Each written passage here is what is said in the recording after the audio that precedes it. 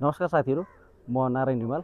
मैले अगाडिको भिडियोमा टोटल स्टेसनबाट कसरी ट्राभर्स गरिन्छ भन्ने विषयमा बनाएको थिएँ।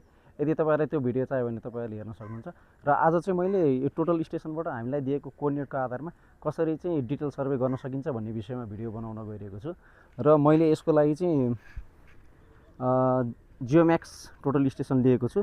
र सुरुमा चाहिँ मैले यसलाई अन गर्छु।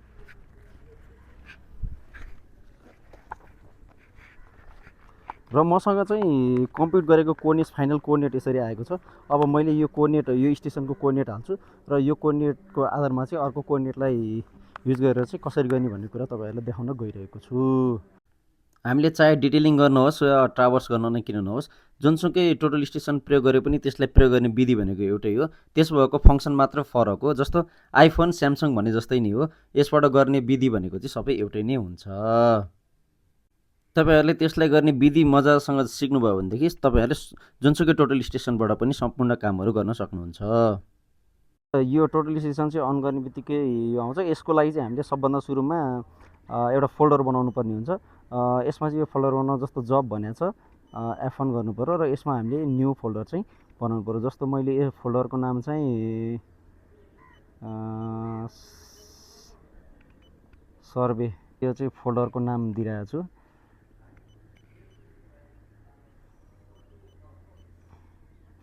तपाईँहरूले चाहिँ जुन फोल्डरमा काम गर्नुहुन्छ तपाईँहरूलाई सजिलो हुने गरी तपाईँहरूले त्यो नामअनुसारले चाहिँ आफूले चिन्न सक्ने गरी चाहिँ फोल्डरको नाम दिन सक्नुहुन्छ।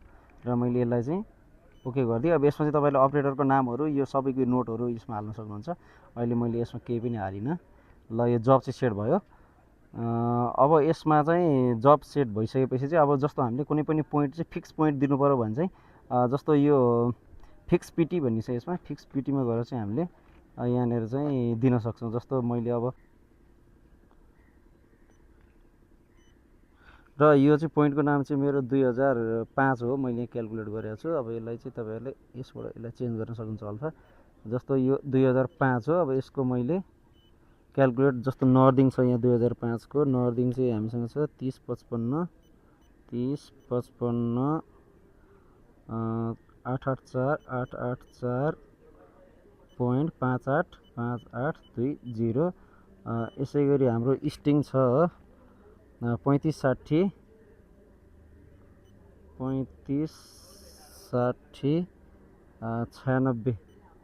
96.0274।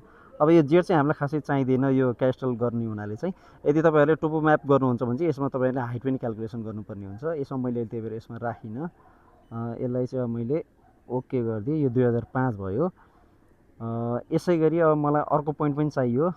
अर्को पोइन्ट पनि मैले यसबाट न्यू गर्छु। यसमा चाहिँ हाम्रो उतापट्टिको ब्याक स्टेसन चाहिने हुनाले मैले 2004 राखेँ। यसमा चाहिँ फेरि हाम्रो नर्दिङ छ 2004 को 3055 829.8671 मैले यसलाई इन्टर गरेँ। यसै गरी स्टिङ छ हाम्रो 3561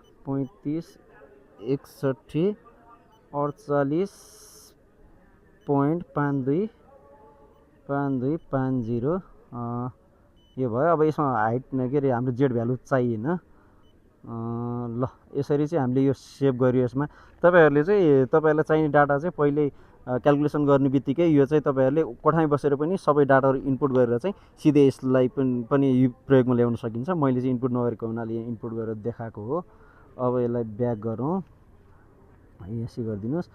यो भएपछि चाहिँ हामी अब यसमा जानु पऱ्यो। सेकेन्ड स्टेज भनेको प्रोग्राममा जानु पऱ्यो। यसमा अब सर्भिङमा जानु पऱ्यो, F1 गर्नु पऱ्यो, सेट जब गर्नु पऱ्यो। सबभन्दा सुरुमा सेट जबमा चाहिँ F1 भनेको छ। यसमा चाहिँ मैले जुन जब सेट गरेँ यसमा सिधै त्यही देखाउँछ। यदि तपाईँहरूले अर्को जबमा गर्नु पऱ्यो भने चाहिँ कुनै पहिल्यै तपाईँले एड गर्नुभएको छ भने चाहिँ यसलाई चाहिँ यो लिस्टबाट चाहिँ गर्न सक्नुहुन्छ। मैले यसैलाई ओके गरिदिएँ।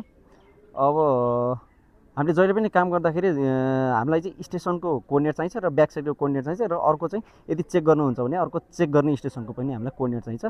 अब यसमा चाहिँ मैले यहाँको कोअर्डिनेटलाई चाहिँ मैले यहीँ लिस्टबाट गर्छु। जस्तो मेरो यो पोइन्ट भनेको चाहिँ 2005 हो। मैले 2005लाई के गर्छु भन्दाखेरि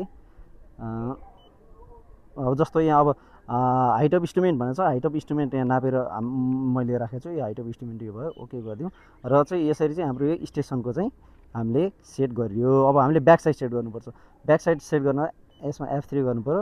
बाई कोअर्डिनेट्स गर्नु पऱ्यो। यदि तपाईँहरूले एङ्गलबाट पनि गर्न सक्नुहुन्छ। यदि तपाईँहरूको एङ्गल छ अथवा तपाईँहरूले आर्बिटरीबाट गर्नुभएको छ भने चाहिँ त्यसलाई चाहिँ एङ्गल सेट गरेर पनि गर्न सक्नुहुन्छ। अब यसलाई चाहिँ हामीले लिस्टबाटै गरिदिउँ। हाम्रो त्यो भनेको 2004 हो। 2004लाई ओके गरिदिउँ।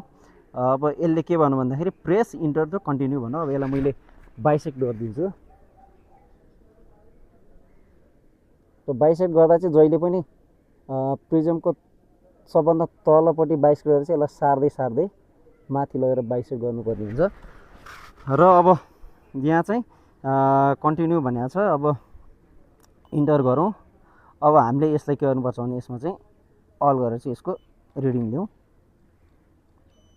ल यसले ब्याक साइड सेट गरौँ। अब हामीले लिएको डाटा ठिक छ कि छैन त भनेर हामीले चेक गर्नलाई चाहिँ जस्तो एफमा गएर चाहिँ अब यहाँ फेरि यसमा एकचोटि यसलाई पढौँ। र ब्याक साइड सेट भन्यो। अब यो जेडमा चाहिँ यसले इरर देखायो। अरूमा चाहिँ जस्तो अब यसको कोअर्डिनेट ठिक छ कि छैन भनेर हामीले यसलाई यसरी चेक गर्न सकिन्छ। ल यसरी चेक गर्दा चाहिँ जस्तै यो ठिक छ। ल यो चाहिँ छुट फरकभित्रै आएको छ र यसलाई हामीले के गर्यो भन्दाखेरि ओके गऱ्यौँ। यो ठिक छ। अब यसलाई चाहिँ हामीले के गर्यौँ ब्याक गरेर चाहिँ अब सर्भिङ यो स्टेसन सेट भइसक्यो। अब चाहिँ हामीले के गर्नुपर्छ भने क्विक सर्भेमा गएर चाहिँ हामीले अब यसलाई अब यसमा चाहिँ अब हामीले लगातार कति पोइन्टबाट दिन्छ। जस्तो 1 नम्बर दिएर अब यो डिस्क्रिप्सन जस्तो यो कोडहरू छ। यो कोड चाहिँ तपाईँहरूले एसओपी अनुसारले यदि किता नापिकी सर्वे गर्दै हुनुहुन्छ एसओपी अनुसार गर्नुहोस्। र तपाईँहरूलाई चाहिँ आफूले गर्दै हुनुहुन्छ भने आफूले चिन्ने गरी कम्ती भने यो कोड चाहिँ राख्नुपर्ने हुन्छ। यदि तपाईँहरूको यो बाइसेक्ट गर्दाखेरि चाहिँ जुन यो ब्याकको र ब्याक साइड र उतापट्टि हामीले गरेको जुन छुट फरक छ त्यो भित्र आएन भने चाहिँ तपाईँहरूले यो प्रोसेसलाई रिपिट गर्न सक्नुहुन्छ। कहिलेकाहीँ चाहिँ यो हाम्रो मेसिन चाहिँ सेन्टिङ राम्रोसँग नहुँदा अथवा उतापट्टि भएको प्रिजमको पनि सेन्टिङ राम्रोसँग त्यो बबलहरू नमिल्दाखेरि चाहिँ यो इरर आउने हुन्छ। त्यो इररलाई चाहिँ हामीले फेरि पनि एकचोटि हेरेर रिपिट गरेर गर्नुपर्ने हुन्छ। र यसरी चाहिँ हामीले अब चाहिँ डिटेल लिन सक्छौँ। र डिटेल लिँदाखेरि चाहिँ हामीले कोडहरू चेन्ज गर्दै गएर चाहिँ डिटेल लिन सक्छौँ। र यसरी चाहिँ टोटल स्टेसनको माध्यमबाट चाहिँ हामीले डिटेलिङ गर्न सक्छौँ। जसको लागि चाहिँ हामीलाई 3टा पोइन्टको कोअर्डिनेट चाहियो। एउटा पोइन्ट चाहिँ स्टेसन सेटअप गर्न, एउटा पोइन्ट चाहिँ ब्याक सेटअप गर्न र अर्को चाहिँ चेक गर्नको लागि हो। र यसरी डिटेल लिँदाखेरि चाहिँ एकजना सर्भेयरले चाहिँ मेसिनमा बस्नुपर्ने हुन्छ र एकजना चेनम्यानलाई चाहिँ हामीले प्रिजम लिएर चाहिँ जहाँ जहाँको डिटेल लिनु पर्ने हो त्यहाँ पठाउनु पर्ने हुन्छ। र एकजनाले चाहिँ स्केच बनाउनु पर्ने हुन्छ। र त्यो स्केचको आधारमा चाहिँ हामीले त्यो डाटालाई चाहिँ पछि प्लट गर्ने गर्दछौँ। र यसरी चाहिँ तपाईँहरूसँग जुन सफ्टवेयर छ चाहे जेआइएस होस् अथवा अटोक्याड होस्, तपाईँले कम्प्युटरबाट चाहिँ यसलाई डाटा डाउनलोड गरेर चाहिँ तपाईँले अरू कामहरू गर्न सक्नुहुनेछ। मैले डाटा डाउनलोड सम्बन्धी यो मेसिनको चाहिँ भिडियो बनाएर हालेको छु। यदि तपाईँहरूलाई कुनै पनि मेसिनको भिडियो चाहिन्छ भने चाहिँ भन्नुहोला, मैले त्यो मेसिनको बनाउने कोसिस गर्नेछु।